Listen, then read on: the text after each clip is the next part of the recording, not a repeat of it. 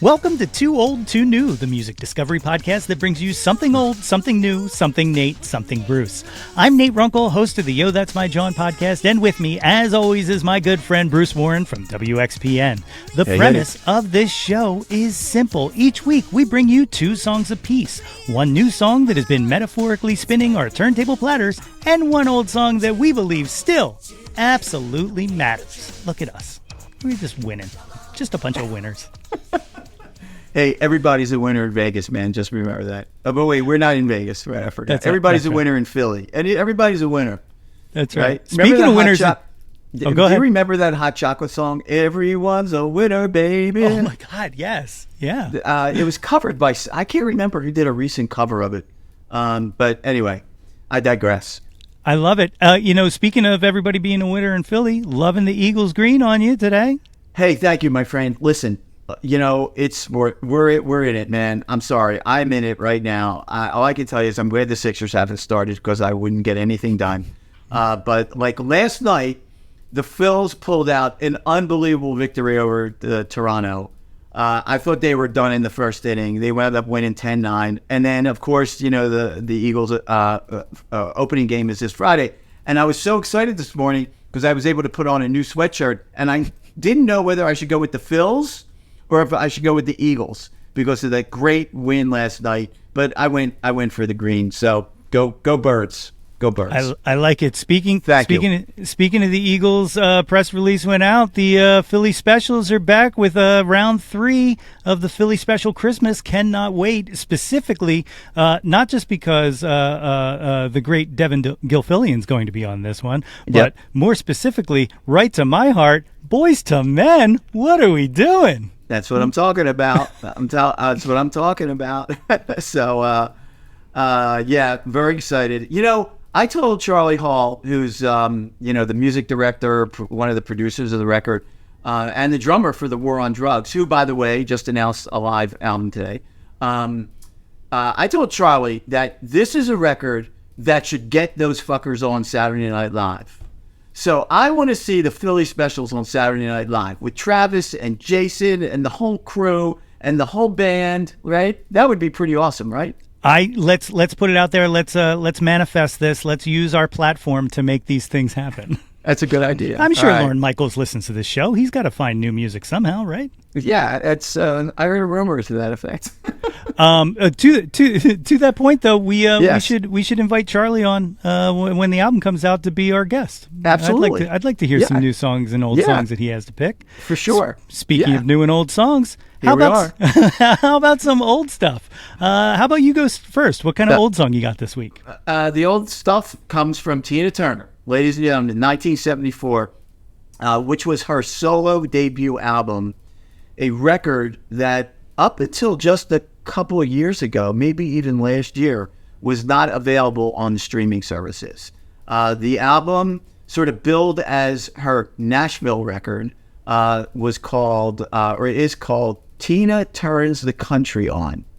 And there's some reasons for why people refer to it as her Nashville record. It was produced by a guy named Tom Thacker, who was a Nashville producer.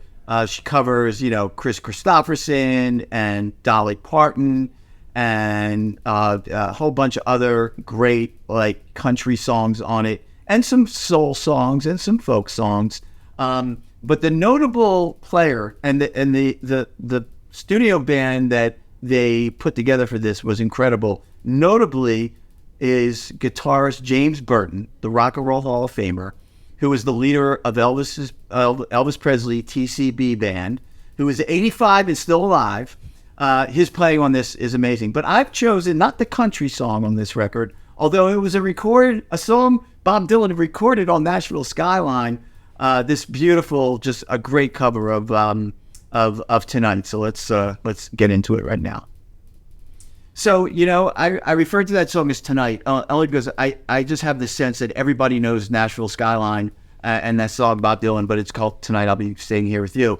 And Tina does a pretty straightforward cover of it, but it's just gorgeous. And it's so great to hear her singing that song. So it just stands the test of time as a song, which is why I love it. And the whole album from start to finish is great.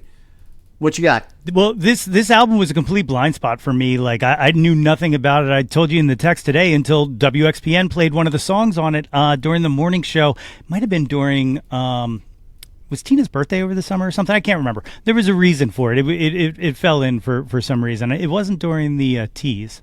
I don't know. But the point is, I heard it for the first time and I was like, what is this? And then I went and checked it out. And like you said, just a phenomenally strong album. Like just track after track is great and just a perfect showcase of how incredible Tina Turner is. Absolutely. So for my pick, it's a song by a gentleman who performs under the name Raleigh Ritchie. Are you familiar with Raleigh Ritchie? A little bit. Okay, so for the listeners who are like, Raleigh Ritchie, never heard of him. If you ever watched a little show called Game of Thrones, Raleigh Ritchie is the actor who plays Grey Worm. No way. Yes. And he is also on Interview with the Vampire on AMC currently. This song popped up as one of those listicles of like actors you didn't know had a music career the very first time I heard it. And ever since I heard it, I've been an enormous fan of this song. You may have, there is a possibility, if you follow the socials, you may have seen me do a ukulele cover of it. It's called The Greatest, and it is just a nice little dance pop. When I used to DJ, I used to spin this all the time, and people would be like, that's fun, what's that? And I would be like, you ever watch Game of Thrones? But anyway, this is The Greatest by Raleigh Ritchie. It's just a vibe. That's a cool tune. That's right? a cool tune. Yeah. It's just a nice little party vibe, and it's one of those things that like I'm shocked. Well, no, I'm not shocked. We kind of touched upon it last week. There are things that are successful in other places that America just does not vibe with, and I feel like that style of kind of poppy dance, but without any kind of hip hop influence, which is one of the things that like I feel like post late '90s. All R&B and pop kind of has like a hip hop tinge to it, be it an 808 or now with trap hi-hats and stuff like that. So certain things just don't kind of carry over the water. But Raleigh Ritchie, The Greatest, that's a vibe that I can get with. That is some great information right there. That is unbelievable. It's funny that you just triggered a memory I had under the topic of actors you didn't know who made music. So you might remember that Russell Crowe, the actor Russell Crowe, made music with this band from Australia called 30 Odd Foot of Grunts. Do you remember that? I do remember that, yes. Okay, so it was like late 80s, I want to say. Anyway, I'd only known Russell Crowe from his acting and had no idea he was from Australia, quite honestly, because every movie I've ever seen him in, he's had like an American, he's spoken like an American.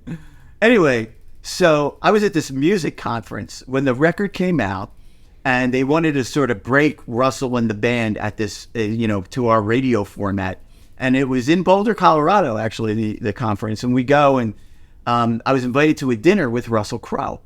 So I'm at this dinner, and Russell and the label guy walk in, and he's going around, and I'm like the first person that they turn to introduce me to Russell Crowe. And I'm like, hey, Russell, how you doing? Nice to meet you. And he responded in this Australian accent, and I didn't understand a fucking word he said almost the entire night. Talk about having to lean in to hearing a conversation. But it was kind of amazing meeting Russell Crowe. And we saw his band play, and it was a fun night. But it just was like, huh? Really? Wait, you don't speak American? You don't speak like a fucking American? Anyway, that's great. I'm such a closed-minded view of the world. What can I tell you? I'm sorry. It's funny because it's like we know you can. So why don't you do it right now so they can understand what you're saying? Yeah. Anyway, it was very charming by the end of the night. And, I'm sure it was not the first time he was in a situation like that where he was sitting around with a fucking bunch of dumb Americans having to listen to him talk in this very thick Australian accent, because he made kind of a jokingly made reference to it a couple times during the dinner. That's incredible. That's incredible. We should think about a acting episode, like all actors or people you wouldn't expect that have a music career. Yeah. Yeah. Somebody's got to play. Oh, go ahead. Didn't Stephen King make a record or something like, or wasn't he in a band or something? Well, he's not an actor, so, but I would allow it. Maybe we broaden the category, like famous people or celebrities or writers or like, all right, well, let's put that on the list, man. Okay, we'll put a pin in that. Put a pin in that. For new stuff, I'm just going to keep the theme going. If you can't tell, I'm in a happy end of summer mood. Kind of got the dancing shoes on. This past Friday, there was an album from an artist who hasn't put anything out album-wise in quite some time, and that artist is Betty Boo. People may remember her from doing The Do. Just a phenomenal pop songwriter and performer who stopped making music for a while to write for other people. She wrote for the Spice Girls, a few other British female pop artists and stuff like that. And a few years ago, started making music again. She's got a song with Chuck D out there, but she put out a new album, and the album's called Rip Up the Rulebook. And the song I'm playing today is the title track from Rip Up the Rulebook. And the reason I'm playing it is because the one, the only Grandmaster Kaz is on this track, and it is a bop, man. It makes me want to dance. If you don't know who Grandmaster Kaz is, he's famously one of the Cold Crush brothers. He's also the guy who wrote Big Bank Hank's verse for Rapper's Delight. We are messing with royalty here. Legend, so this is legend. This is Betty Boo and Rip Up the Rulebook, and that is the great Betty Boo. That is the best, man. I love that song. That song has every fucking cliche in it, but it is so good. It is so good, right? And like I am all on board for this return to 90s dance, the kind of Euro house kind of feel. It's just like, and I know it's just nostalgia and it's playing, it's strumming the heartstrings that it knows it can. But man, like that feels like, I don't know if I'm going to guess that she wrote, I didn't look it up. And so in the comments, if you want to drag me in if I'm wrong, go for it. But I'm pretty sure she wrote If You Can't Dance by the Spice Girls, which is just the same exact vibe as this, which is one of my favorite Spice Girls songs. So that was Betty Boo with Rip Up the Rulebook. Love it. Come on, ladies. That's right. And listen, I don't know if you noticed this, but both of your selections today were by artists whose first and last name started with the same letter. Hey, I didn't notice that. I did notice they were both British, though. So yeah, there's a lot of theme. There's a theme going on here, dude. I can watch the dumbest whodunit movies where they give away the end of the movie, the beginning of the movie, and can never figure it out till the end of the movie. But for some reason, I was able to sort of pick that up. You got that one though. That's great. Okay, so for those who don't know who they are, the band Vulfmon they're a jam band aligned funk / soul / some elements of jazz band. I think I described them accurately. Who are from Ann Arbor, Michigan. They all met, 4 guys. They all met when they were students in the University of Michigan's music program. They've been making music pretty much, since the beginning of the aughts or early aughts. Fronted by a guy named Jack Stratton. And there's a bunch of side projects.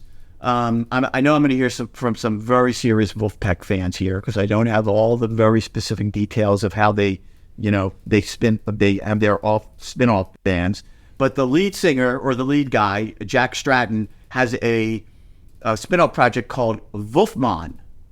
And Vulfmon, it's Vulfmon, recently released a record called Dot. And he's got a bunch of different vocalists on the record. This song features an LA-based singer-songwriter named Evangeline. But also I would point out on drums, the motherfucker of a drummer named Nate Smith is on this. And so here we have this incredible new song by Vulfmon. Let's whip it. Hey, it's breezy. It's breezy, it's poppy, it's peppy. It's the song's called Got to Be Mine, and it is by Vulfmon. So I did not know this came out, and my God, I cannot wait to dig into it because that is exactly the kind of vibe that I love. Yeah, the whole record is just start to finish. It's just easy listening, easy to listen to. It's just nice. It's great. It's fun. It'll make you feel good. It's fantastic. Guys, the playlist will be updated on Spotify. All of these songs will be available. Just a programming note, the videos, there were some videos that were missing on YouTube. They're starting to go up now. I think there's one, episode 18 is missing, but all the rest have been updated, including our show with Nicole Atkins. So all those videos are up there if you want to check them out. There's a lot of good stuff. That's on the YouTube channel, the Yo That's My Jawn YouTube channel. So be sure to check that out. YouTube.com/Yo That's at Yo That's My Jawn. Hey, can I interrupt for a second? Speaking of Nicole Atkins, because that was a great conversation we had with Nicole. So Nicole's going out on tour again, but specifically I'm talking to you, our local listeners, our local consumers who live in the Philadelphia area. Once again, Nicole's going to be at 118 North in Wayne. I think it's next Wednesday. It's next Wednesday, September 11th. Yes. And we'll be there. We'll do a meet and greet. We'll sign your T-shirt, whatever the fuck you want. But go out and see Nicole because she's amazing and you'll have a great time. So there you go. Wanted to put in a plug. Yeah. Of course, you can follow us on the socials. I'm at Yo That's My Jawn. Bruce is at Some Velvet Blog on everything. Another great Substack coming out there, my friend. I love to plug the Substack. You can also hear Bruce every Saturday on WXPN from 10 a.m. to 2 p.m. And you can normally hear me on Why Not Radio on Mondays 5 to 8. And guess what? Yo That's My Jawn is back this Monday with my interview with Sissy Spacek's daughter, Skylar Fisk. It's an interesting one because it was done during the Hallmark Plus press junket, which is the first press junket I ever had to do, a virtual press junket. So it's a little shorter than usual, and it was kind of hard to connect, but it's a great interview, and I had a great time chatting with her. So that'll be up on Monday. Be on the lookout for that. And of course, as always, thanks for listening to this, and thanks for checking us out, Bruce. Yeah, man. It's been a pleasure. Hey, I know you're going to go on a little trip, so safe travels, have fun, and see you next time. Thank you much, my friend. All right. Peace out.